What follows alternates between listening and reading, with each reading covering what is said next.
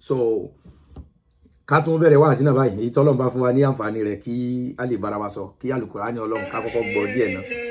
ká mo kí gbogbo ẹ̀yin ará ilé gbogbo ẹ̀yin tẹ́ wá Nàìjíríà o gbogbo ẹ̀yin ajánà sí iṣẹ́ kan yín o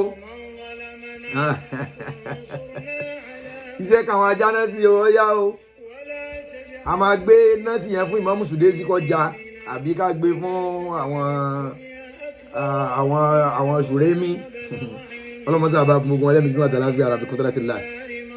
jazakumullahu khairan jazakumullahu khairan jazakumullahu khairan. àkọlé ọ̀rọ̀ wa lónìí wáàzí wa ọ̀rọ̀ Ọlọ́run tá a fẹ́ bára wa sọ ba'da salat wassalamu ala rasulillah sallallahu alaihi wasallam pàtó ohun tí yóò jẹ́ ẹ̀kọ́ fún wa lónìí nínú ọ̀rọ̀ Ọlọ́run tó ní ká máa ṣèrántí rẹ̀ fa inna dhikra ẹ̀rí ìrántí ní ṣíṣe tanfa'ul mu'minin yìí máa ṣe àǹfààní fáwọn èèyàn. pàtó ohun tí mo fẹ́ bá a sọ̀rọ̀ lérí lónìí ni pé aswal ìbéèrè question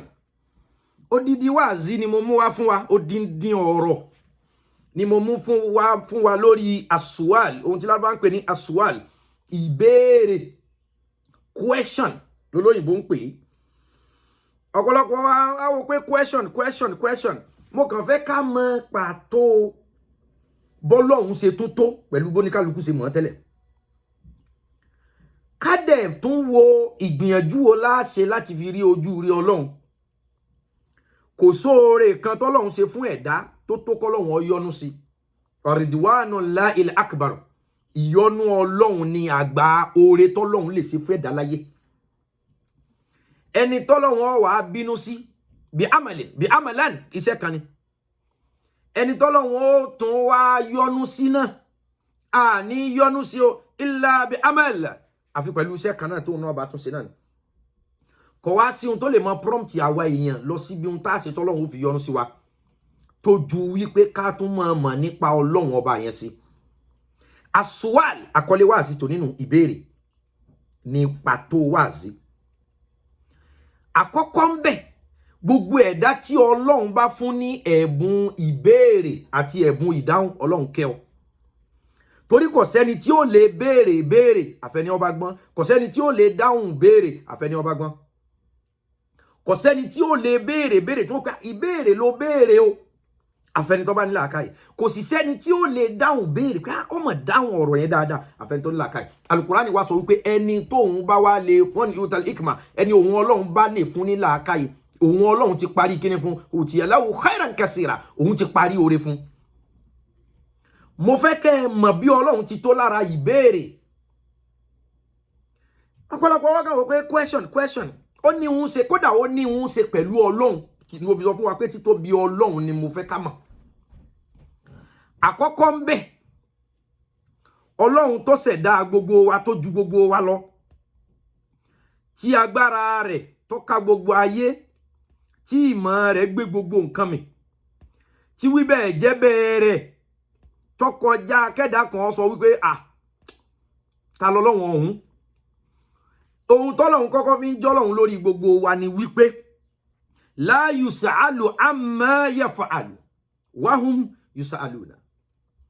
àkọ́kọ́ ni pé gbogbo wa lọ́lọ́run ó béèrè lọ́wọ́ wa ẹnìkan kan ò lè béèrè kankan lọ́wọ́ Ọlọ́run torí pé wa huwal hakimul alim òun lọ́gbọ́n jù òun lọ́mọ jù ọgbọ́n Ọlọ́run ìmọ̀ Ọlọ́run ju tiwa lọ ọgbọ́n làwọn ò fi béèrè ọgbọ́n là á fi dáhùn ẹ̀ làákàyè là á fi béèrè làákàyè lẹ́ni tí ó dáhùn náà ó fi dáhùn àtọgbọ́n àti làákàyè yẹn gbogbo ẹ̀ ń tuwọ́ lábẹ́ tọ́lọ́run ní so Ọlọ́run kì í ṣẹgbẹ́ wa nípa odidi wáàsí tí mo pàkọ́lé rẹ̀ ní question kò sí tọ́lọ́run ń bẹ tọ́lọ́run tó dá wa o la yus'alu amma yaf'alu ohun tóun bá ṣe kò sẹ́ni tó lè query rẹ̀ kò sẹ́ni tó lè question rẹ̀ wa hum yus'aluna ṣùgbọ́n èmi àti yín àwọn lè béèrè lọ́wọ́ tiwa kódà Ọlọ́run go béèrè lọ́wọ́ tiwa ṣé rí ayé tọ́lọ́run dá àti ọ̀run àti agbára rẹ̀ ó fún ìbéèrè ìyẹn question ó fún ní ààyè tó tóbi kó lè yé wa tí wọ́n bá bí èèyàn sáyé nísìn tí wọ́n bá bímọ wípé abímọ o tá a bá wọn dúpẹ́ pé adúpẹ́ kú oríire ẹ bímọ o nǹkan the next thing tí ó tẹ̀lé òun ní béèrè tán bá léèyàn bímọ lónìí a kú oríire o the next thing tí ó tẹ̀lé a kú oríire ní béèrè kí ni béèrè náà ọkùnrin ni àbóbìnrin ìbéèrè ni. Kò wá sí ohun tọ́lọ́run mi dá tí ò so okùn béèrè mọ́ lọ́rùn. Àbímọ o, a kú oríire o, a kú Allahu Akbar, a kú àánú Ọlọ́run ó ṣe o. Ohun tí ó tẹ̀lé ni pé ọkùnrin àbóbìnrin ìbéèrè question. Ẹ jẹ́ kí n tún sọ ohun tí ó yé yín fún wa kó máa jẹ́ ìrántí inú ọ̀rọ̀ Ọlọ́run. Mo fẹ́ ká mọ̀ lónìí wípé bí èèyàn bá kú tó bá wọ sàárè lónìí, kì í ṣe jíjí táwọn màlẹ́kà ó jí yẹn lọ sọ ọ́ dẹni ire àbí lọ sọ ọ́ dẹni ibi. Ṣùgbọ́n ìbéèrè tí wọ́n béèrè lọ́wọ́ rẹ̀ tó bá dáhùn ló dẹni ire, tó bá dáhùn tí ó bá rí dáhùn ló dẹni ibi. Ìbéèrè ni ó justify báwo ni sàárè rẹ̀ ṣe fẹ́ rí. Question ni. Tí wọ́n bá sin èèyàn nísìnyí, wọ́n bá gbé èèyàn ẹ̀dá kan bá kú, tí wọ́n bá gbé sí sàárè, wọ́n láwọn màláíkà méjì wọ́n wá bá Munkar wa Nakir, wọ́n wá jí. Jíjí tí wọ́n jí yẹn kọ́ ló sọ pé ó ti kú re. Ṣùgbọ́n béèrè tí wọ́n béèrè lọ́wọ́ ẹ̀, man rabbuka wa ma dinuka wa man rasuluk. Ìbéèrè ni wọ́n bi ẹni tí wọ́n bá jí sáré ní pé dìde ìwọ òkú yìí, ó ti kú olókú lónìí, a dá ẹ̀mí padà sí ọ lára nínú sáré tó wà yìí. Man rabbuka, ta lọ́lọ́run ẹ̀ tó dá ọ tó pa ẹ́. Tó kú bá ti rí dáhùn ó kú re, tí ó bá rí dáhùn ọ̀daràn. Wa ma dinuk, ẹ̀sìn wo ló ń ṣe? Bó o ní jọ́sìn rẹ sọ́dọ̀ Ọlọ́run. Tó kú bá rí dáhùn ọ̀kàrè, tí ó bá rí dáhùn ọ̀sàgbákò. Wa ma rasulik, ta la nábì rẹ, ta ló jíṣẹ́ rẹ, ǹjọ́ gbà fún jíṣẹ́. Tó bá rí dáhùn ó kú re, tí ó bá rí dáhùn kò kú re. So question náà lọ́kọ́ justify òkú tó wọ sàárè. Ọ̀pọ̀lọpọ̀ nǹkan táwa máa fojú wò pé lásán ni, Ọlọ́run ò dá nǹkan kan torí lásán. Ma khalaqta hadha batilan. Ètò ti parí lábẹ́ bọ́lọ́run ti ṣe. Kó wá lè yé wa tí mo fẹ́ ká mọ̀ wípé question, ìbéèrè, Ọlọ́run gan fàyè rẹ̀ lẹ̀. Ó ń sọ fún Ànábì Muhammad sallallahu alaihi wasallam nínú aya al-Qur'an wípé ẹ̀yin tẹ́ ń bẹ láyé o, ya ayyuhal ladhina amanu la tas'alu an ashiya'a in tubda lakum tusuhukum. Ẹ má be Ọlọ́run tẹ́ gbè mí Ọlọ́run bá gbọ́ o, tasuhukum in tubda lakum tasuhukum. Ọlọ́run lẹ́yìn tẹ́ lẹ́ nígbàgbọ́ nú èmi Ọlọ́run, ìpè ẹ má béèrè. Ṣùgbọ́n gbogbo ohun tẹ́ bá fẹ́ béèrè pátápátá, la tas'alu an ashiya'a, ẹ má béèrè àwọn nǹkan kan o tó jẹ́ pé in tubda lakum, tí wọ́n bá fún yín lésì rẹ̀. Ẹ má béèrè àwọn nǹkan kan o tó jẹ́ pé tí wọ́n bá fèsì ẹ̀ fún yín, tasuhukum, ohun tó dọ̀ bàjẹ́ o. Ṣé rí freedom of speech ló bá tẹlòmí jẹ́. Ọlọ́run ní mo fàyè anybody ló lè sọ ohun tó bá wù, anybody ló lè béèrè ohun tó bá wù. Ṣùgbọ́n ẹ dákun o, ẹ má béèrè, ṣó lè pa mí ni. Ọlọ́run ní ẹ má béèrè àwọn béèrè kan lọ́wọ́ àwọn ẹ̀dá mi o. Ẹ má béèrè àwọn béèrè kan lọ́wọ́ èmi Ọlọ́run gan o. Léyìí tó jẹ́ pé tẹ́ bá béèrè, ó yá alladhina amanu la tas'alu an ashiya'a, ẹ má béèrè àwọn nǹkan kan. In tubda lakum tasu'ukum, tá ẹ bá fún yín lésì rẹ̀, ohun tó dọ̀ bàjẹ́. Ẹ̀tọ́ ni ká béèrè lórí ohun gbogbo, ṣùgbọ́n gbogbo béèrè tá bá béèrè kódà lọ́wọ́ Ọlọ́run àbí lọ́wọ́ ẹ̀dá ẹ̀ àbí lọ́wọ́ ẹnikẹ́ni, ẹ fi làákàyè béèrè kó máa jẹ́ wípé obì tí yọ idà lápò, obì tí yọ obì lápò, ọ̀rọ̀ tí yọ obì lápò, kó má jẹ́ pé òun náà ni ó tún wá yọ idà lápò. Ọjẹ́nu ẹ̀kọ́ tí mo tún fẹ́ ká kọ́. A lè béèrè ohunkóhun tó bá wù wá níbikíbi láyìíkáyìí. Ṣùgbọ́n Ọlọ́run gan fàyè béèrè lẹ̀. Ó wá ní ṣùgbọ́n tẹ́ bá tún béèrè náà, la tas'alu an ashiya, ẹ má béèrè àwọn nǹkan kan o. Ìwọ tó ń béèrè lọ́wọ́ ọkọ rẹ wípé ta ló fẹ́ràn jù nínú èmi àti ìyá rẹ gan, ó ti kọ̀wé sí wàhálà. Ìwọ tó ń pé darling, nínú èmi àti mọ́mí ẹ ta ló like jù, ó ti kọ̀wé sí wàhálà. La tas'alu an ashiya, ẹ má béèrè àwọn nǹkan kan. Ìwọ ló béèrè ẹjọ́ fúnra rẹ, jẹ́jẹ́ lẹjọ́ sùn, ìwọ ló béèrè ẹ̀. Jẹ́jẹ́ làgbákò sùn, ìwọ ló béèrè ẹ̀. Jẹ́jẹ́ ni wàhálà sùn, ìwọ ló béèrè ẹ̀. Jẹ́jẹ́ ni dààmú sùn rẹ̀, jẹ́jẹ́ ìwọ ló béèrè ẹ̀. Ọlọ́run already àti dẹnìkan láàmú. ọ̀pọ̀lọpọ̀ wa là á máa fi mo fẹ́ kẹ́ ẹ mọ pàtó mo fẹ́ sọ lórí question ni pé ìbéèrè ń jọ́ mi kì í ṣe ohun tí wá lẹ́nu nìkan a máa fi ìwà béèrè nǹkan a máa fi harakat a fi béèrè a sì fi fèsì torí Yorùbá ní ìsọ̀rọ̀ ní gbèsì ọ̀rọ̀ tá a bá béèrè ó lé sí mo sì fẹ́ ká mọ̀ lónìí wípé kò sí béèrè kan tí ò lé sí ṣùgbọ́n gbogbo èsì kọ́ ni wọ́n máa mọ̀ àbí lèmi ọmọ kódà tá a bá mọ̀ mo tún fẹ́ kẹ́ ẹ mọ̀ wípé kì í ṣe gbogbo ìbéèrè tá a bá mọ̀ èsì ẹ̀ kì í ṣe gbogbo ìbéèrè látún dáhùn èsì ẹ̀ ohun tó pa ẹlòmíì ni pé kò sí ohun táwọn ò ní wí kò sí ohun táà ní ṣàlàyé ò ní reason àti ṣàlàyé gbogbo nǹkan mọ̀ sínú mọ̀ síkùn wọ́n lè béèrè kò di túláàsì kó dáhùn wọ́n lè béèrè kò di túláàsì kó mọ̀ kódà tó bá mọ̀ kò di túláàsì kó dáhùn rẹ̀ àwọn nǹkan kan wà á fi ilẹ̀ fọ́lọ́hun àwọn nǹkan kan wà á fi ilẹ̀ fọ́ta kódà bí gbapá wọn náà win ni torí èèyàn lè ka ìkàlẹ̀ èèyàn àwọn nǹkan kan wà ẹ fi ilẹ̀ fáwọn tó rò pé kò lè dáhùn ẹ wà mọ̀ dáhùn kan lè hélì ara wọn pé àsọ fún yín pé ọmọ ìyẹn ni ó wà fún wọlé mi gígùn ó ti lè sọ̀rọ̀ jù ó ti lè fèsì jù pé èmi ọmọ èsì ọgọ̀ kò sọ̀rọ̀ tí ọ̀rọ̀ ẹ gbé mọ́ mi lá jẹ́ kọ́rọ̀ àwọn ọ̀rọ̀ kọ̀ọ̀kan wà jẹ́ ó gbé tó bá gbé yẹn ìyẹn Ọlọ́run ó fi gbé wọ sókè jẹ́ kọ́rọ̀ ó gbé mọ́ ẹ lá kọ́lọ́run ó lè gbé ọ sókè ṣùgbọ́n tó bá ti ní ọ̀rọ̀ kankan ò lè gbé mẹ́mi lá tọ́rọ̀ bá ti gbé mọ́ ẹ lára àwọn ọ̀rọ̀ ẹ náà ni ó gbé ẹ ṣubú it's better kó jẹ́ kọ́rọ̀ ó gbé mọ́ ẹ lára kọ́lọ́run gbé ọ sókè ju kọ́rọ̀ má gbé mọ́ ẹ lára kó gbé ọ ṣubú lọ. àwọn ìbéèrè kan wà nínú question nínú sùálù ni a máa dáhùn rẹ̀ pẹ̀lú ìbéèrè sùálù bí sùálù ìbéèrè náà la fi tú okùn lọ́rùn ìbéèrè ẹ gbọ́ ìbéèrè as question níjọ́ mi inú ẹ̀bùn tọ́lọ́run fún ńlá ká ìtọ́ gbọ́dọ̀ ní ni pé o gbọ́dọ̀ mọ bó o ṣe lè dáhùn ìbéèrè pẹ̀lú ìbéèrè èèyàn kan ní sórí ẹ àbórí rẹ ti dàrú ni àwa ni ṣé tí náà dàrú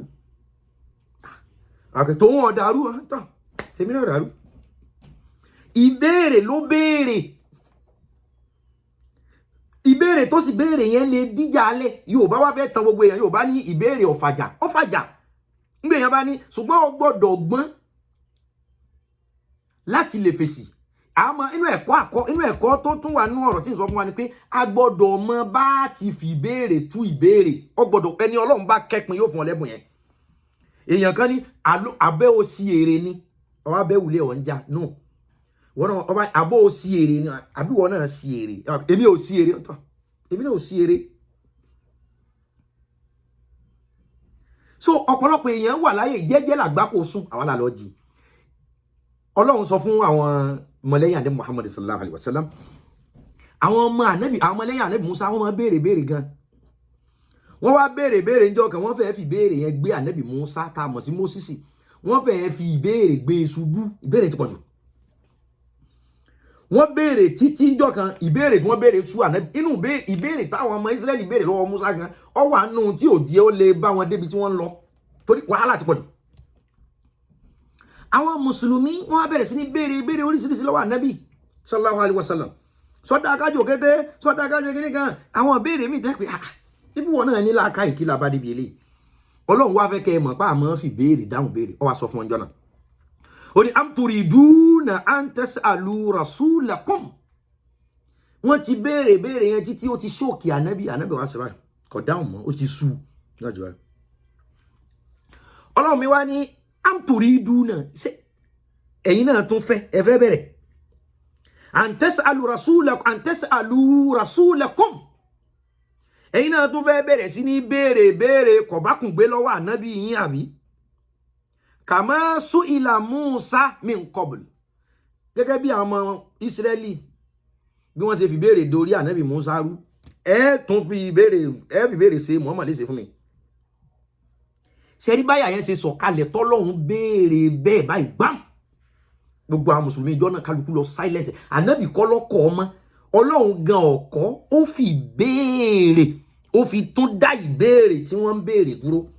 gbogbo ìwọ tọ́lọ́run bá fẹ́ kẹ́ ó gbọ́dọ̀ fún ọ ní ẹ̀bùn ìbéèrè àti ìdáhùn ó gbọ́dọ̀ fún ẹ ní ẹ̀bùn question with answer either the question you or your question someone ó gbọ́dọ̀ lẹ́bùn ìbéèrè tẹ́lómi ò béèrè ẹ̀yin sì wá gọ̀ báyìí sọ̀rọ̀ lẹ béèrè yìí ìbéèrè yẹn wò pé ẹni yìí gbọ́n ẹ wo bó ṣe béèrè ọ̀rọ̀ yẹn nínú ìwọ tọ́lọ́run kẹ́ tó ò tí ì mọ̀ pé ọlọ́run kẹ́ ni ìwọ tọ́lọ́run fún lẹ́bùn kó lè gbé nǹkan kalẹ̀ kó béèrè nǹkan kó fèsì nǹkan ọlọ́run ti kẹ́ ọ jẹ́ kí ọpẹ́ rẹ ó bẹ̀rẹ̀ sí ní pọ̀ sí kẹ́ ẹ lè mọ̀ bí agbára ọlọ́run bá mi ṣe tó ọlọ́run gan fààyè lẹ̀ fànẹ́bí Muhammad sallallahu alayhi wa sallam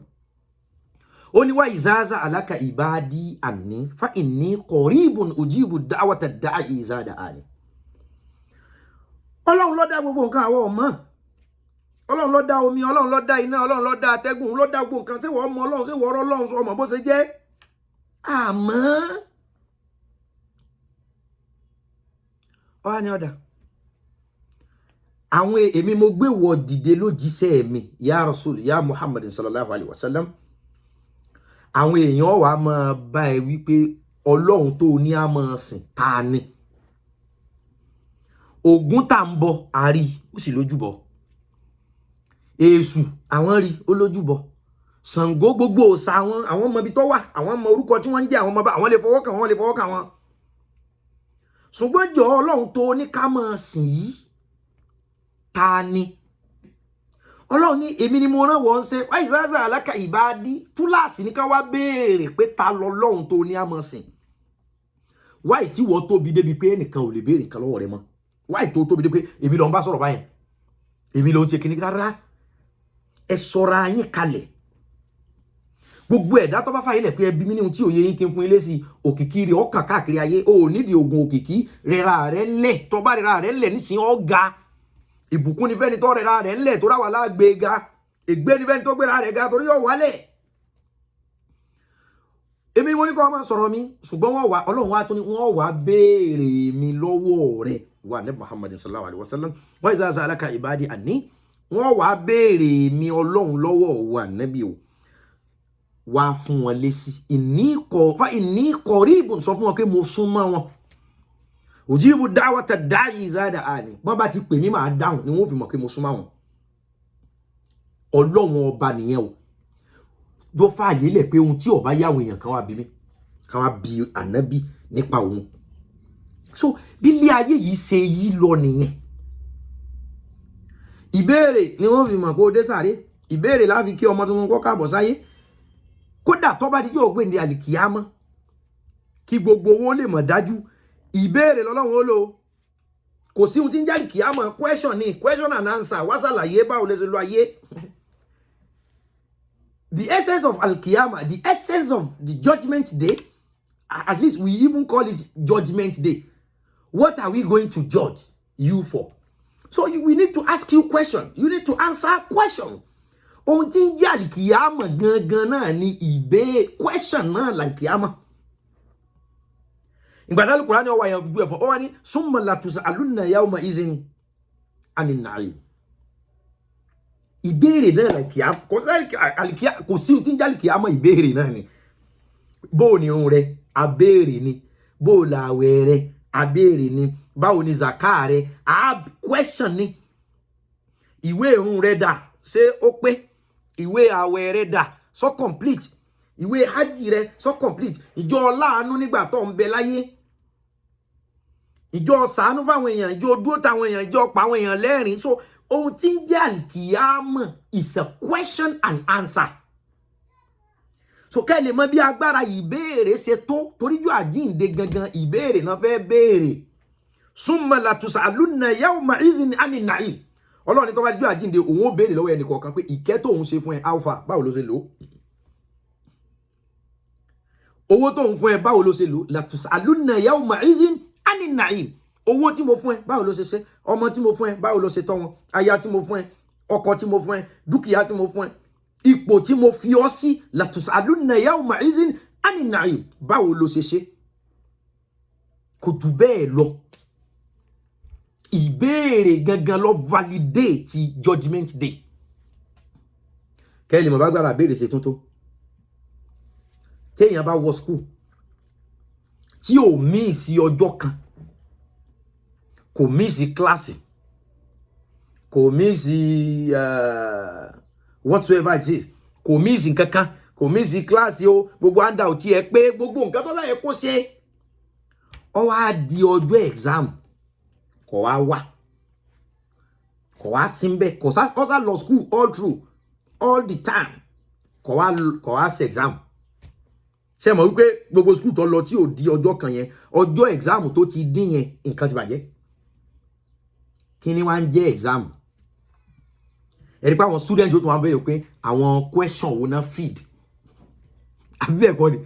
àwọn ọmọ ilé ìwé ó tún wá bẹ̀rẹ̀ pé àwọn question wo ló rò pé yóò jáde nínú exam yìí. Mathematics tá a fẹ́ ṣe yìí lóòótọ́ àti ṣe revision, ṣùgbọ́n àwọn question, àwọn ìbéèrè wo, àwọn question wo ló rò pé yóò jáde ká lè dáhùn rẹ̀ dáadáa láti fi win ní exam. Kò sí ohun tí ń jẹ́ exam tọ́mọ ilé ìwé tó ń ṣe, tọ́mọ ilé kéwú ń ṣe. Ìbéèrè náà ni ìdánwò. So ìbéèrè lọ́lọ́run fi su gbogbo ayé àti ọ̀run sójú kan. Ó dá ayé ọ̀dọ̀run o, ṣùgbọ́n ó sọ ìbéèrè di okùn tí ń fi ń fà. So ẹni tó lọ school tó lọ gbé ìbéèrè náà ni wọ́n jọ exam, ìbéèrè náà la fẹ́ béèrè jọ exam, ṣùgbọ́n ọmọ kọ́lẹ̀ ni. Nta fẹ́ béèrè ni kíní kan plus kíní kan is equals to oya answer. Kódà níjọ́ àwọn exam wọ́n tó wá answer these 3 questions. Answer these 4 questions. So, ìbéèrè ní mú èsì wá. Question náà ni Ọlọ́run fi justify almost everything. Ló fi jẹ́ wípé bíra rẹ̀ kí wọ́n tó béèrè lọ́wọ́, ask yourself question. Kó tó di pé Ọlọ́run ó wá béèrè lọ́wọ́ rẹ̀ fúnra ẹ̀, àbí tí ó fi àdánwò béèrè lọ́wọ́ rẹ̀ fúnra ẹ̀. Torí àdánwò ló padà béèrè lọ́wọ́ àwọn èèyàn kan. Wọ́n pé ìgbà táwọn sì lówó àwọn ọba náà dáadáa ni. Iṣẹ́ àwọn kẹ́nìkan kan ò bí wọ́n, ṣùgbọ́n àdánwò ti bí wọ́n nínú ọkàn wọn, wọ́n wá ń fèsì rẹ̀ níta. Nígbà tán sì ní kó wọn lọ school, wọn ọba dẹ̀ ti lọ. Ẹnìkan kọ́kọ́ ló bí, but àdánwò tó bá torí pé kò lọ ilé ẹ̀kọ́. Àdánwò tó bá yẹn ó ti wá jẹ́ kó máa fèsì ọ̀rọ̀ tẹ́nìkan kan ò bí.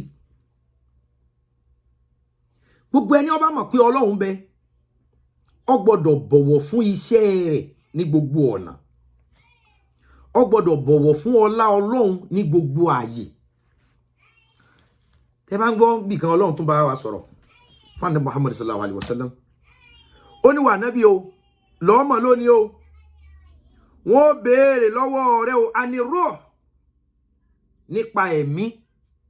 Kuli ruh min amri rabbi wa yas'alunaka ani ruh. Wọ́n wá béèrè lọ́wọ́ rẹ̀ pé ẹ̀mí tọ́mọ èèyàn fi mí báwo ni. Kuli ruh min amri rabbi. Sọ fún wọn wípé ẹ̀mí yẹn o, spirit o, min amri rabbi, ní agbára Ọlọ́run ló wà o. So Ọlọ́run tó dá wa gan fi ayé ẹ béèrè eléyìí o, ẹ béèrè eléyìí o, wọ́n lè béèrè eléyìí o, wọ́n lè béèrè tọ̀hún o. Ọlọ́run gan fààyè rẹ̀ lẹ̀. Ìbéèrè ló dẹ̀ fi so gbogbo nǹkan papọ̀. Ọlọ́run wá sọ nbì kan, ó ní fas'al ahla dhikri fas'alu ahla dhikri in kuntum la ta'lamun. Gbogbo wọn tó ń pè mí ò ní ever béèrè kankan lọ́wọ́ ẹ̀ kí lọ́mọ tí mi ò mọ̀, ìwọ ló gọ̀jù. Fas'alu ahla dhikri in kuntum la ta'lamuna. Ọlọ́run ní ẹ béèrè lọ́wọ́ àwọn tó yé. Ẹ béèrè lọ́wọ́ àwọn tó ti ṣe é rí. Ẹ béèrè lọ́wọ́ àwọn tí wọ́n ti tọ ọ̀nà yẹn rí. Ẹ béèrè lọ́wọ́ àwọn tí wọ́n ti rin ìrìn yẹn rí. Fas'alu ahla dhikr in kuntum la ta'lamun. Ọlọ́run ní ẹ béèrè lọ́wọ́ àwọn tó mọ̀. In kuntum la ta'lamuna, tẹ́yin ò bá mọ̀. Ìwọ ti gbéra rẹ̀ sípò ẹni ọmọ gbogbo nǹkan tán wà á tẹ́. Àfi kó bọ̀wọ̀ fẹ́ lòmíì náà. Ẹ jẹ́ kí n rán yín létí kan nínú àwọn kísọ̀, nínú àwọn tàríkh, nínú àwọn ìtàn tí mo fẹ́ kó yé, mo ti sọ, mo fẹ́ fi rán wa létí padà ni. Wòlíì Ọlọ́run kan wọ́n ń pè wọ́n ní Sheikh Ghazali radiyallahu ta'ala anhu. Sheikh Ghazali àgbà àfáà ni, àgbà wòlíì ni. àgbà onímọ̀ ni wa huwa hujjatul Islam. Sheikh Ghazali tóbi púpọ̀ nú ẹ̀dá ó sì mọ̀ kéwú ó sì ṣe fatiwa ó ṣe fatawa tó pọ̀ lórí ẹ̀sìn Islam. Ọ̀dà bí Sheikh ṣe wá tó yìí ó ní ọmọ kéwú kan, ọmọ kéwú yẹn ẹ̀bùn àlá lòun ní, kì í ṣe pé ọmọ kéwú kan rabirabi ṣùgbọ́n ó ní ẹ̀bùn àlá tẹ́yìn bá ti lálàá lọ bá yóò sọ̀túnmẹ̀ fún yín. Sheikh Ghazali tó já àfá àgbà ohun tí mo fẹ́ kó yé wa ni pé fasalu ahla dhikr, gbogbo èèyàn tí ó bá ti lè béèrè question yóò parẹ́ ẹ̀gbọ́n tí Yorùbá ní oníbéèrè kì í ṣìnà. Yorùbá tàn sọ lẹ́nu nìyẹn wípé oníbéèrè kì í ṣìnà. Ẹni tí ń bá ń béèrè question ẹjọ́ báwo lè yàn ṣe lè ṣe kíní yìí o, báwo lè yàn ṣe lè ṣe léyìí o, kò ní ṣìnà. Ẹni tó bá ti lè béèrè ọ̀nà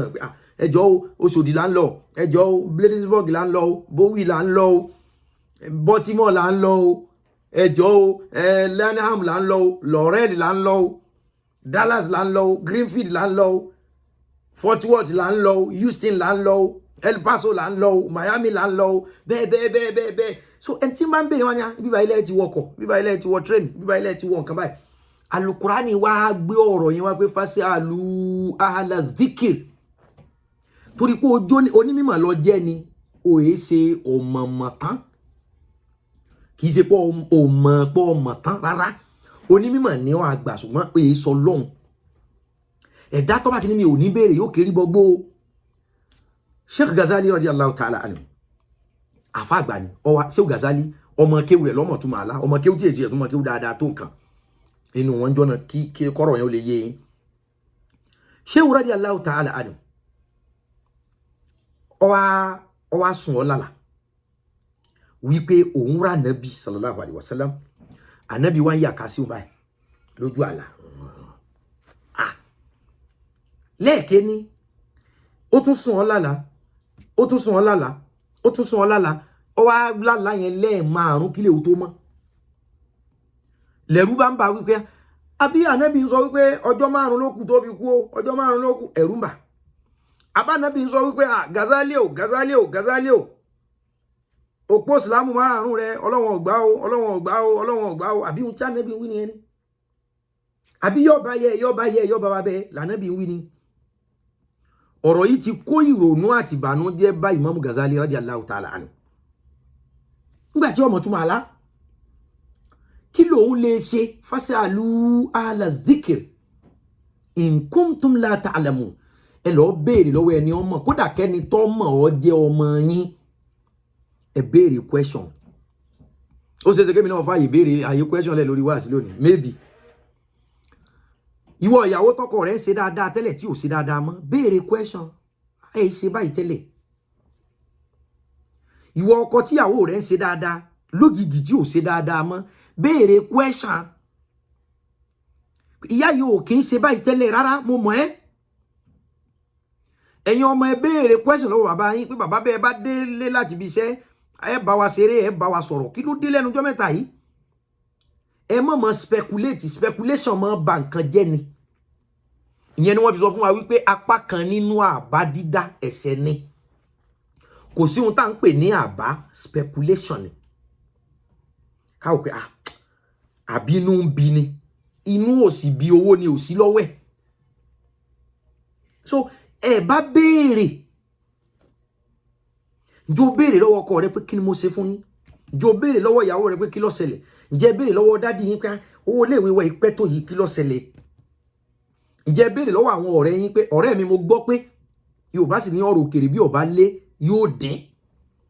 ǹjẹ́ ni tí wọ́n dì mọ́nú yìí reason tó fi dì í mọ́nú, ǹjẹ́ o ti béèrè lọ́wọ́ ẹ̀ ná, ǹjẹ́ o ti ask question, ǹjẹ́ sùálì ti ṣáájú, ǹjẹ́ o ti béèrè pé pẹ̀lú ń tọ́dẹ̀mí àti ẹ̀pọ̀ láyé lágbájá wọ́n lọ sọ báyìí. Àwọn èèyàn ní sí kan based lórí speculation, ask you question. Ọ̀pọ̀lọpọ̀ rẹ̀ ti dàrú torí pé o béèrè ohun tó gbọ́ ló fi ń hùwà o béèrè. Àdìmọ́nú àwọn èèyàn tó dìmọ́nú lónìí mo fi dédé àsìkò yìí wọ̀, mo fẹ́ kó o gbé ìbínú yẹn kó o lọ́kàn, ohun tó ń torí ẹ̀ bá wọn jà, ẹni tó ń bá jà yẹn mú fóònù lónìí kó o pè é, tó bá rí lónìí béèrè pé ọ̀rẹ́ wa sọ pé láti bí oṣù kan mo ti ń bínú sí ẹ gan, mo gbọ́ pé wọ́n ní. Wàá dẹ̀ di mùsùlùmí original tó bá ṣe bẹ́ẹ̀ lónìí, wàá dẹ̀ di olùgbàgbọ́ òdodo tó bá ṣe bẹ́ẹ̀ lónìí. Ṣùgbọ́n sáfà ṣe wòlíì ṣe pastor ṣe sẹ́nikẹ́ni ṣe. Fasalu ahla dhikr in kuntum la ta'lamun. Question ni àkọlé wa sí dan sọ pé question ni title and topic of today's lecture. Àìlè béèrè ti ba nǹkan jẹ́. Because kò sẹ́ni tí ó béèrè nǹkan yóò kéré ọ̀pọ̀ ẹ mọ̀ gbọ́rọ̀ rẹ̀ ro. Torí ìbéèrè máa sunkún èsì. Sheikh Ghazali radiyallahu ta'ala anhu. Àlá tí Sheikh wá láyìí ó kó bànújẹ́ bá kò mọ tó lè ṣe òun ọmọ túmọ̀ àlá ọmọ rẹ̀ lọ́mọ. Sheikh Ghazali kò ṣe méjì kò ṣe mẹ́ta. Ní ìdájí náà ló ti gbá sọ̀wọ̀. Ń bá lọ lé ọmọ rẹ̀ student ẹ̀ tọ́kọ́. Ǹjẹ́ wọlé ṣe bẹ́ẹ̀? Ẹ fọ̀wọ̀ fọ́lọ́wọ́, ẹ fàpọ́nlé fálápọ́nlé, ẹ fi ìfẹ́ ni Ọlọ́run fún ẹ kó mi àìṣẹ́gbẹ́ ọmọ kéré sí wa gan, ọmọ inú mi ta ni wọ́ gan. Sheikh Ghazali radiyallahu ta'ala anhu ọba lọ sílé ọmọ kéwú rẹ̀ nǹkan lẹ̀kùn yẹn ni kí ló dé ó ní òun àfá rẹ̀ ni àrùnkún láwọ̀ àfá kí lẹ fẹ́ tẹ̀lé wá bá mi ó ṣe wù pé wo ọ̀rọ̀ jíjẹ mímu kọ́ yìí ọ̀rọ̀ kan ló gbé mi wá mo lára kan aláwo lẹ lá ó ní mo rá ànábì inú mi ti ẹ̀dùn pé mo rá ànábì ṣùgbọ́n ànábì ò sọ̀rọ̀ kò sálámà kò ṣe kan wọ́n ń yàká báyìí ń yàká márùn-ún sóhun ó sì yàká lẹ́ẹ̀márùn-ún òun wá lálàyé lẹ́ẹ̀márùn-ún kílé ò tó mọ́ ẹ̀rú wa ń bá òun pé ṣé kìí ṣe pé ẹjọ́ márùn-ún lónìí lòun ó kú ṣé kìí ṣe pé òun wákàtí márùn-ún wọn Ọlọ́run ọ̀gbá ṣé kìí ṣe pé òpó ìsìlámù márùn-ún òun ṣé kìí ṣe pé Ọlọ́run ti kọ́ ọmọ ní ànábì lẹ́rí ó ṣe báyìí ó ní ọmọ kéwú bá bú sẹ́rìn ní bá ń yí lẹ̀lẹ̀ ọ̀rọ̀ tá àfáà tí ń fi ń sunkún ọ̀rọ̀ tó ti kó bọ́dìn bá àfáà ọmọ kéwú bá bẹ̀rẹ̀ sí ní rẹ́rìn kàkàkàkàkà àfáà máa ń wọ́n pẹ́rú ọ̀rọ̀ tí ń polóko lẹ́rìn làpárò ní polóko lẹ́kún làpárò fún rẹ́rìn yìí ó ní bẹ́ẹ̀ ni ó ní àfáà mi mo gbà yín láàfáà tẹ́lẹ̀ ṣùgbọ́n mo tún gbà yín láàfáà sí lónìí àfáà pé wò ó fi gbogbo fàágùn yìí lẹ̀ àlá ànábì yàká ìtumọ̀ ìwọlọ́mọ túmọ̀ àlá kọ́kàn wọn tiẹ̀ ṣé kìí pé òun ó kúnjọ́ márùn-ún ó lẹ̀ ní kúnjọ́ márùn-ún ṣé kìí ṣe pé òpó ìsìlámù márùn-ún òun ò ṣiṣẹ́ òní àràrà òpó ìsìlámù márùn-ún yẹn ò bàjẹ́ kí ni wá ní ìtumọ̀ àlá òní ọ̀dà ó ní ìtumọ̀ àlá ni pé ànábì tó sọ fún yín ń sọ pé Ghazali ó lọ ànábì wá yìnyín ni ó ànábì sọ pé Ghazali oní ìmọ̀ ọmọ nǹkan ọmọwé ọmọ kéwú ọmọ ayé ọmọ Ọlọ́run ó ní ohun tánàbí sọ fún yín ni pé oní ìmọ̀ ṣùgbọ́n bó ṣe ní ìmọ̀ tó Ghazali nǹkan márùn kan bẹ ọmọ ò sì lè mọ̀ Ghazali ní ṣé ìtumọ̀ ẹnu ni ọkàn òun jẹ kéde kó wọn kúnjọ márùn ní ẹkú ọkàn òun ti báyìí ó ní ohun tánàbí sọ ni pé nǹkan márùn kan bẹ bá nàbí ṣe kọ́kọ́ sọ wọ́n báyìí ni pé ó praise yín pé ọ̀gá ni ó ṣùgbọ́n bó ṣe jọ́gà tó nǹkan márùn kan bẹ ọmọ ò sì lè mọ̀ ọmọ kéwú tọmọ túmọ̀ àláwá ní àáfàá mi ṣé kí n tó sọ nǹkan márùn yẹn fún yín kọ́kàn yín ó lè balẹ̀ àáfàá ní wọ́n bọ́ bá sọ ọmọ kéwú lọ́wọ́ gbé wa lọ bí ìparí Suratul Luqman wípé ohun tánàbí wa tún validate fún yín ni pé bẹ́ẹ̀ ṣe nímọ̀ tó mọ̀ sì lè mọ̀ àkọ́kọ́ mẹ́rin ni pé inna Allaha indahu ilmu sa'a ọjọ́ àjíǹde ẹnìkan ọmọjọ́ tí ó dé Ọlọ́run lọ́mọ ọlànàbí sọ pé wọ Ghazali ọmọ ìmọ̀ lóòótọ́ ṣùgbọ́n bó ṣe ní ìmọ̀ tó ọmọ ò sì lè mọ̀ wọn ọmọ lóòótọ́ wọn ò sì lè mọ̀ nù wa yunazzilu al-ghaytha òjò tí ọ̀rọ̀ báwo ni ó ṣe rọ̀ ọwọ́ mélòó ní ọ̀rọ̀ at least bó òyìnbó bá ti wà mọ forecast ní ìpójú ọ̀rọ̀ lónìí ọwọ́ òjò yẹn mélòó ni táǹkì mélòó ni bí wọ́n Ghazali ṣe nímọ̀ tó ọmọ ò sì lè mọ̀ ó di méjì wa ya'lamu ma fil arham ohun tá a gbé sínú oyún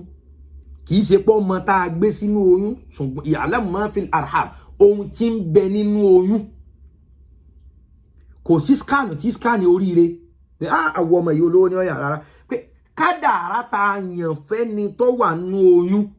ọmọ ò sì lè mọ̀ ẹ̀dá ń kọwọ́ bọ kádàrá ní kò sẹ́ni ọmọ wa ma tadri nafsun maza taksibu gadan ọ̀gá ayé ní pín sí Ọlọ́run ní pín àlùbáríkà bó o làlùbáríkà bó o lè rè ń jẹ èrè ó ṣe tó bó o ní báríkà rẹ ó ṣe tó láyé ọ̀mọ́ ò sì lè mọ́. Wa ma tadri nafsun bi ayyi ardin tamut ibi tó ń kálukú ó kú sí bí ó ṣe kú ibi tó kú sí pé òun ó kú sí báyìí ọ̀mọ́ ò sì lè ṣé ó Gàzálì wọ́n bó wọn bá mọ̀ kó wọn mọ̀ tó yẹ pé irú nǹkan báyìí ni òun ò ní problem pẹ̀lú yẹn bí ilé ayé ṣe rí nù. Kí ṣé ó Gàzálì rahimahullahu ta'ala kó wá sọ pé òun ò ní béèrè yẹn lọ́wọ́ ọmọ kankan yóò ti máa ronú tọ́jọ́ karùn-ún ọba fífẹ́ pé gan yóò ti kún gbogbo property rẹ̀ torí yóò rò pé òun ó kú ni torí pé kò mọ nǹkan yẹn bẹ̀ kò wó pé ẹni tó mọ̀ jẹ́ ọmọ òun fasalu ala dhikr in kuntum la ta'lamun ohun tí wọ́n bá mọ̀ hesitate láti béèrè question. Mo fẹ́ kẹ́ ẹ mọ̀ kíní kan lónìí téèyàn bá lọ embassy kò sí ohun tí wọ́n ń ṣe ní embassy o question ni o ẹni ó bá fẹ́ lọ gba visa any country either àwọn èyí tó máa lọ fún physical appearance ni àbí dẹ́ máa lọ submit application wọ́n béèrè náà ló ní láti fèsì ẹ̀ question ni. Kódà tí àwọn bá tún wá travel ẹgbẹ́ à ń lọ America embassy à ń lọ UK embassy àríwá question ló wọ́n fẹ́ lọ fìdí ẹ̀ ń bẹ̀ bọ́ọ̀ bá ti dáhùn dáadáa ọkàn máa wọ̀ ọ́ ni pé we are not that convinced that you come back from wọ́n dá ẹ padà síbi tó ti wá ní. Gọ́tọ̀ tí kánsílọ̀ bá consulate bá béèrè pàpàpàpà tó o bá kàn ṣe èmi ní kíní kan. So question náà ni ẹni ó gba visa ó dáhùn dáadáa ni ẹni tí ó gba visa so bí ilé ayé ṣe rí ni question ni. Kẹ́lẹ́dọ̀ ọmọ takò wá dò torí ẹlòmíì ti ṣe ogun téèyàn máa ṣe tọ́lọ̀ wọn gbà fún. Kódà at port of entry téèyàn bá wọ orílẹ̀-èdè kan àwọn immigration tó wà ní passport control ìbéèrè náà fẹ́ bí ọ́ níbo lẹ́ ń lọ ń gbẹ ti dé yóò bó ní rin kò jù bẹ́ẹ̀ lọ béèyàn wọ mọ́tò ìbéèrè ni. Àwọn onídàáfó Òṣòdì wọ́n ti ń béèrè pé sọ́sọ́dì lọ ń lọ ìwọ tó wà ń lọ Bàdágìrì tó wà lọ wọ ọlọ́wọ́ Òṣòdì ìwọ tó yẹ kọ́ wọ Ìyànàpájà tó bá bọ̀ látàlá ọkọ̀ ọmọ lọ ní Ẹgbẹ́dá. So Òṣòdì tírèènì kọ̀ọ̀kan tá ń gbé yẹn náà tá ìbéèrè ni ó ti tò Ọlọ́run dẹ̀ fi àyè béèrè lẹ̀ tó pọ̀ ní gbogbo ọ̀nà. Àìmọye yasalunaka anil jabal aw anil jibal wọ́n béèrè lọ́wọ́ Ànábì nípa òkè yasalunaka anis sa'a wọ́n béèrè nípa Ànábì pé jọ́ wo làlìkíyámà ó dé abẹ́ ẹ̀kọ́ ni oríṣiríṣi nǹkan ni wọ́n máa béèrè lọ́wọ́ wa Ànábì Muhammad sallallahu alaihi wasallam torí pé mi Ọlọ́run fi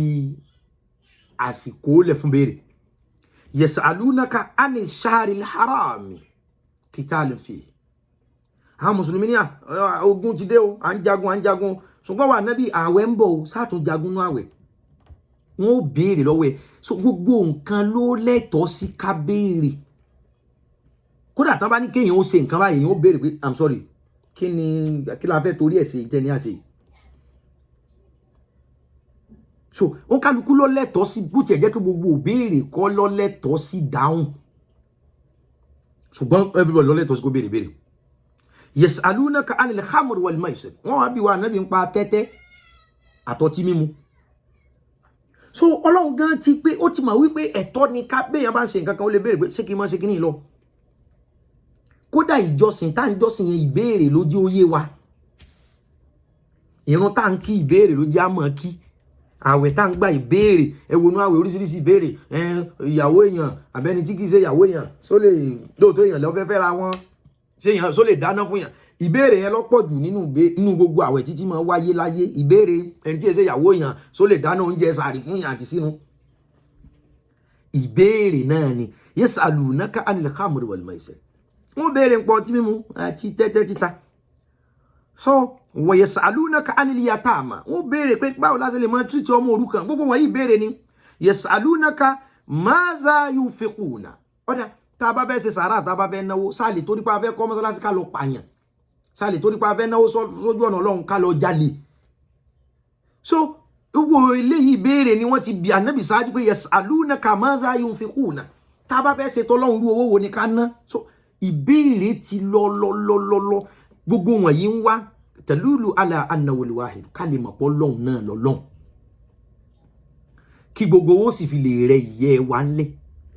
Ọlọ́run fàyè béèrè ilẹ̀ ń béèrè ohun gbogbo ń béèrè lọ́wọ́ àwọn ànábì àwọn náà máa béèrè pé ẹ dákun afẹ́ nǹkan báyìí afẹ́ nǹkan báyìí. Bó tiẹ̀ jẹ́ pé Ọlọ́run ọba ẹnìkan ò lè kọwọ́ bọ̀ ọlọ́nà fún, ṣùgbọ́n ta ni wọ́. Àwọn béèrè kan wà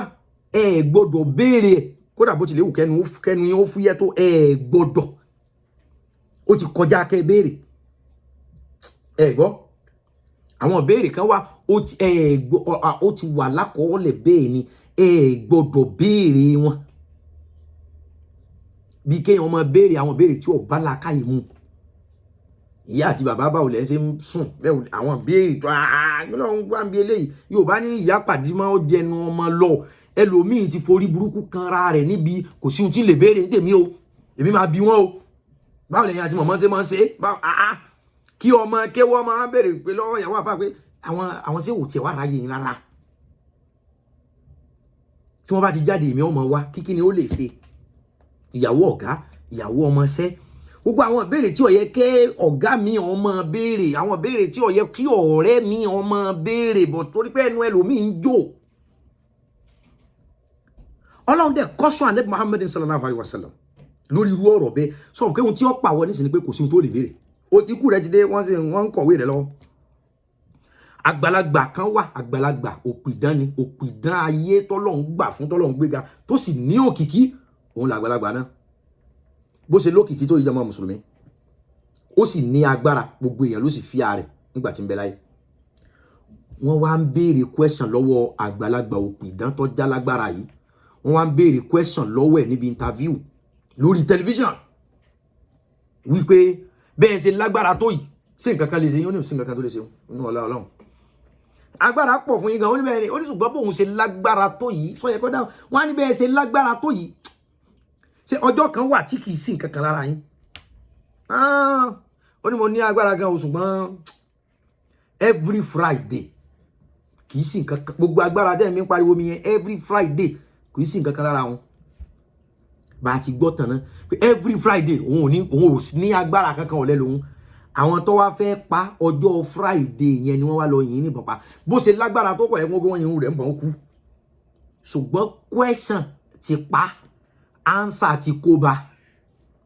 nígbà tán bí pé bó ṣe lágbára tó tí nǹkan kan ò ṣẹlẹ̀ yìí èèyàn tó lágbára débi pé máa gé ìyàwó gé ọmọ sí wẹ́lẹ́wẹ́lẹ́ yóò tún kó wọn jọ èèyàn tí ó yọ ojú ara rẹ̀ tí yóò tún dá padà síbẹ̀. Pẹ̀lú gbogbo nǹkan wọn yẹn ìbéèrè ló wá fa àkóbá wípé bẹ́ẹ̀ ṣe lágbára tó yọ ọjọ́ wo ni nǹkan kì í sí lára yín oníjọ́ Jímọ̀ ni àwọn tó wá fẹ́ ṣàbúrú fún wọn á lọ pa á níjọ́ Jímọ̀. Ìbéèrè àti ánsà iná ni Ọlọ́run ti wá kọ́sọ́ Ànábì Muhammad sallallahu alaihi wasallam wípé ìbéèrè tí ó fa àkóbá àbí ìdáhùn tí ó fa wàhálà má bẹ́ẹ̀ nìkan kan lọ́wọ́ sallallahu alaihi wasallam Ọlọ́run wá ní sọ fún gbogbo yín ó ní inna arsalnaka bil haqqi bashiran wa nadhira ọláwọ̀ Ọlọ́run la gbé wa Ànábì kalẹ̀ láti ìran bil haqqi pẹ̀lú òdodo bashiran ìwà Ànábì yóò bashiran kó jẹ́ olùfúnni ní ròdùnú wa nadhiran kó sì jẹ́ olùkìlọ̀ òtítọ́ látọ̀dọ̀ àwọn Ọlọ́run ìwọ lọ sọ fún wọn wípé iná ń bẹ o àlìjánnà ń bẹ o lọ sọ fún wọn báyìí láyé rí o báyìí lálìkìyámọ̀ rí o báyìí nkọ̀rọ̀ sàárè rí o lọ jíṣẹ́ mi fún wọn bashiran wa nadhira olùfúnni ní ròdùnú ni wà Ànábì wa nadhira olùkìlọ̀ ní lọ́ọ̀sì ni ọ́ wala tusalu an ashabil jahim ìwà Ànábì sallallahu alaihi wasallam ó ti lọ jíṣẹ́ mi o sọ́ra àwọn tí wọn ò bá gba iṣẹ́ mi tí wọn ò tẹ̀lé ìlànà mi tí wọn ò tẹ̀lé ojú ọ̀nà àánú tí mo là kalẹ̀ wọ́n máa wọ náà ni o àwọn tí wọn ò ṣe dáadáa àwọn tán ń ṣèkà àwọn tán ń bayé jẹ́ àwọn tí wọ́n dájú àwọn tán ń pa àwọn èèyàn lẹ́kún wọn ṣe tọ́lọ́run nìyẹn Ọlọ́run irú àwọn èèyàn máa wọ náà ni o irú àwọn èèyàn máa jìyà níjọ́ àjíǹde ni o ó yé wa báwọn ọ wá ní ìwọ Ànábì o ìwọ ti jíṣẹ́ o àwọn èèyàn yẹn tán bá wá ń wọná lọ níjọ́ àjíǹde wala tusalu an ashabil jahim má jà béèrè nípa wọn pé kí ló dé tí wọ́n ń wọná nígbà tó yẹ pé gbogbo ìlànà tèmi là kalẹ̀ ni wọn ọ̀tọ̀ tó bá rí tí wọ́n ń fi okùn fa àwọn kan wọnú ná wàlà tó sàálù asahabil jahim má béèrè pé wáyé táwọn eléyìí ń wọná kọ̀ọ̀kan àtijọ́ mọ̀ wípé àwọn tí mo sọ pé tí wọ́n bá ṣe báyìí wọ́n á gbádùn àwọn tí wọ́n bá ṣe báyìí wọ́n á jẹ ìyà. So kò ní ìdí kó béèrè mọ́ kó ń bẹ̀. Àwọn ìbéèrè kan wà tán bá bí ọ àwọn question kan wà tán bá bí ọ tó bá fèsì rẹ̀ gan kò change the mindset àwọn tó bí ọ lọ́rọ̀ so má wulẹ̀ wéṣì tó ẹnu rẹ̀. Ọ̀rọ̀ rẹ̀ kù sí pé kọ́lọ́hun ó gbèjà rẹ̀ ẹlòmíì ó tán wá pé òun máa defend ara wọn níbi tí tó wá ń defend ara rẹ̀ yóò wá dò ní yẹ̀yẹ́. Ìbéèrè ọ̀fàjà o ṣùgbọ́n ìdáhùn ìmọ̀ mú ẹjọ́ lọ́wọ́. Mo fa àsìkò yìí rọ̀ wá ohun tí ń jẹ́ ọjọ́ jíǹde àlìkìyámọ̀ gan ìbéèrè ni o. Summa latus'alunna yawma izin anin na'im. Ohun tí ń jẹ́ àlìkìyámọ̀ náà ni pé wọ́n béèrè lọ́wọ́ wa báwo la ṣe sáyé báwo la ṣe ṣe nǹkan báyìí owó tọ́lọ́run fún ọ dúkìá tó fún ọ ipò tọ́lọ́run fún ọ kò jù bẹ́ẹ̀ lọ. Ẹni ó bá mọ̀ béèrè Ọlọ́run kẹ́ ọ o àánú ni ké tẹ́lómi bá béèrè gẹ́rì pọ́gọ́ ẹni ó bá tó wá mọ̀ béèrè dáhùn Ọlọ́run fẹ́ràn rẹ o torí nǹkan wọ̀nyí inú ọlá Ọlọ́run ló wà nǹkan wọ̀nyí nínú ògo Ọlọ́run ló wà ẹni tó bá dẹ̀ wu Ọlọ́run ní vita lọ́rẹ̀ ìbéèrè kò wáyé lásán o ẹni tó kú ìbéèrè ni wọ́n kọ́kọ́ bí ní sàréè tá a bá bí ọmọ tá a kíra wa kú oríire nísìn ìbéèrè ni ó tẹ̀lé ọkùnrin àbí obìnrin níbo lẹ ń lọ níbo lẹ ti ń bọ̀ flight ibo lẹ fẹ́ wọ̀ kódà bí wọn bá fẹ́ ra nǹkan ní online wọn ò list ẹ ní èwo lọ fẹ́ èwo kódà àwọn tí ó tajà lọ́wọ́ tá a fẹ́ rajà lọ́wọ́ wọn ò béèrè ní kí lẹ fẹ́ ra o kí lẹ fẹ́ o èèyàn ní wàá pé léyìí ni mo fẹ́ so gbogbo odindin ayé yìí gan tí ó bá gbádùn ẹ̀ ìbéèrè lọ́lọ́run fi ṣe okùn tó so mọ́ ayé lọ́rùn tí ń fi ń fà ẹni ó ṣe exam tó pass kí lè exam ìbéèrè náà ni wọ́n pé wọ́n feed the question gbogbo wọ̀nyí iṣẹ́ Ọlọ́run ni ọba àṣekánmọ́kù pàtó ohun tó jẹ́ kí n mọ́rọ̀ yìí wá mo fi sí wa ní làákàyè lọ síbẹ̀ tó ṣe kí làákàyè lòmíì ọkàn máa lọ bí pé ìbéèrè just question ó ní nǹkan ṣe nínú ìgbésí ayé àti ìṣẹ̀mí ayé ẹ̀dá mo fẹ́ fìdí rẹ̀ múlẹ̀ tí Ọlọ́run sọ fún wa pé wa huwa ala kulli shay'in qadir pé gbogbo nǹkan ọwọ́ òun ló wà kò sí ohun tó jẹ́ lásán even ọ̀rọ̀ tí ń tẹnu wa jáde kò jẹ́ lásán ẹja máa tara gbogbo nǹkan wọ̀nyí gbé ògo fún Ọlọ́run ògo kódà jọ bá tún ráyè tó sọ̀rọ̀ lérí ògo ká máa fi gbogbo nǹkan yìí gbógo fún Ọlọ́run pé yìí máa tẹnu máa yà yẹn púpọ̀ pé ma khalaqta haza batilan Ọlọ́run ọ̀dá kankan nítorí lásán àṣẹ béèrè dá kódà téèyàn bá fẹ́ yàwó ẹ dákun kíláàsì ẹlòmíì ó pé bá mi bá sọ̀rọ̀ náà àwọn ìbéèrè sì wà tó jẹ́ wípé àwọn ìdáhùn kan wà tó jẹ́ wípé ní béèrè ṣùgbọ́n á fèsì àwọn answer kan wá without question ló máa wá ó yé wa báwọn ọ̀dà èèyàn ọkùnrin àti obìnrin nísìnyí wọ́n gbéra wọn ọkùnrin àti ọkùnrin ṣe nǹkan kan nísìnyí obìnrin wọn á ní lérí iye báyìí ni o obìnrin wá ṣe tán lóhùn lọ wá ní ẹ dá mi lóhùn ìbéèrè wo ló béèrè tó ní kó dáhùn lóhùn ṣùgbọ́n ó ti yé èèyàn ṣiṣẹ́ nísìnyí ó làágùn ó wá wọlé wá wá ní aláàjì mo ti ń lọ ẹ dá mi lóhùn ṣe pé kò ṣe kó béèrè kankan lọ́wọ́ ẹ̀ ṣùgbọ́n ó dìsáàfù ánsà ẹ gbọ́ ó dìsáàfù ánsà ẹ dá mi lóhùn náà ni answer me so a máa ánsà ara wa lórí àwọn ìbéèrè tá a fẹnu béèrè ṣùgbọ́n ánsà ó jáde níbẹ̀ will you marry me is a question táwọn míì ti faṣọ ya mọ́ra wọn lọ́rùn jọ nígbà tó ọmọbìnrin ní no kẹ wíìgì orí ìwà bọ lónìí ọyá bá ń bọ́ bàtà bá ń bọ́ aago ẹlòmíì ó tún fẹ́ gba búrà àti pátá tọ́lá pé kẹ́nẹ̀ gbogbo wàhálà ń já sásán will you marry me Ọlọ́run ó ṣe é rọrùn o tí wọ́n bá ti yọjú sílé wọn táwọn fámìlì ti jọ sí kíní fún lóyún o will you marry me o fẹ́ fi dáadáa work mọ́ o Ọlọ́run ṣàdáríjì fún gbogbo wa tó bá lọ yọjú sí fámìlì táwọn fámìlì ọkọ tó ní ẹja ṣe nìka ìmọ̀ mímọ́ ọfẹ́ já tó bá ti lóhùn ọgbà ọfẹ́ já ìkulẹ̀ nìyẹn tó bá lọ ṣe will you marry me létí odò tó kúnlẹ̀ ìwọ tó kúnlẹ̀ káwọn òbí ẹ̀ lé ẹranko kò kúnlẹ̀ kí a kò kúnlẹ̀ kí baba wọ́n kúnlẹ̀ kí ọmọ kan ò sóró bí àgùntàn wọ́n pé will you marry me wọ́n wá lóhun ò ṣe mọ́ lọ́wọ́ á ronú ọ̀fẹ́ gbógun jẹ òpònú. So bí a ti lọ will you marry me is a question. So gbogbo nǹkan láyé ìbéèrè ní ń bá wá. Mo sọ fún wa pé odindi ayé yìí gbà tọ́lọ́run dá tán ìbéèrè ló fi ṣe okùn tí ń fi ń fà bí kéèyàn máa fa ẹran. Ẹ̀já ronú yìí tá a bá béèrè nínú ìbéèrè o. Èyí yòówù tán bá tún bi wá nínú ìbéèrè ẹ̀já mọ èsì tá a tún fọ̀. Ọ̀pọ̀lọpọ̀ àwọn tán bá wà nábì Ọlọ́run kọ̀ọ̀kan ṣiṣẹ́ wọ́n béèrè tó di apọn. Wọ́n béèrè tó di wàhálà sí wọn lọ́rùn. Ọlọ́run jẹ́ mi àti yín orí wàhálà o. Ìbéèrè tá a béèrè tí ó fà kó bá Ọlọ́run mọ́jọ tẹnu wa jáde. Ìdáhùn tá a tún dáhùn lórí ìbéèrè wọn pé àṣírí ẹ̀ ti tú bó ṣe dáhùn yẹn ti gẹ̀ẹ́tì ẹ̀. Ọlọ́run mọ́jọ àrí ṣàánú fún wa. Àwọn nǹkan tá a wá ń bì wọ Ọlọ́run náà láti jọ́ yìí lórí ayé wa. Ọlọ́run ìbéèrè là ń béèrè. À ń béèrè owó, à ń béèrè ọmọ, à ń béèrè ọlá, à ń béèrè oyún, à ń béèrè àlàáfíà, à ń béèrè àṣeyọrí, à ń béèrè àánú. Ìbéèrè wa nìyí. Ọlọ́run ẹ dákun ẹ answer wa. Torí pé faminkum du'a wa alayya ijabat. Káwọ́ béèrè ní tiwa kọ́lọ́run dáhùn ní tiẹ̀. Àfi déédéé àsìkò yìí bí Ọlọ́run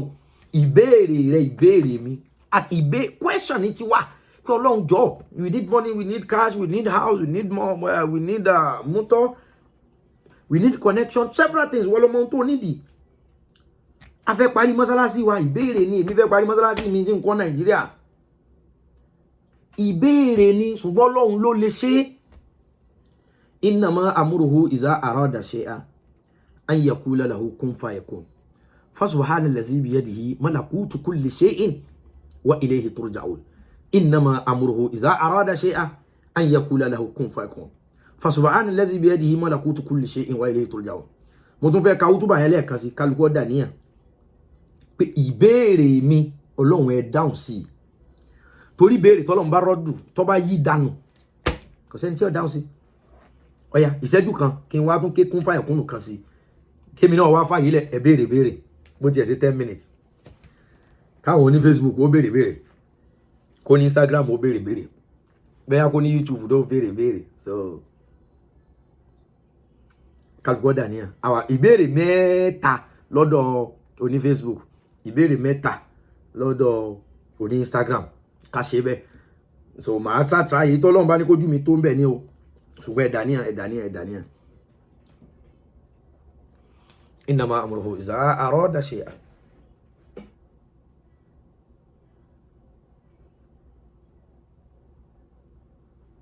Ká dàníyàn náà a bá ti parí útúbà àwa bẹ̀rẹ̀ sí ní dáhùn béèrè.